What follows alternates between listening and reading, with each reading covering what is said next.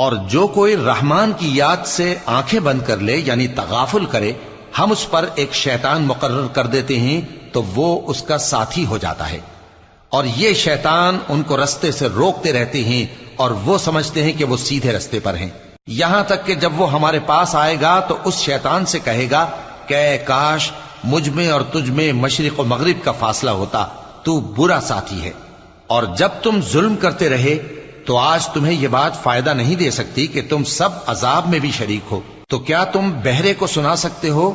یا اندھے کو رستہ دکھا سکتے ہو، اور جو کھلی گمراہی میں ہو اسے راہ راست پر لا سکتے ہو؟ پھر اے پیغمبر، اگر ہم تم کو وفات دے کر اٹھا لیں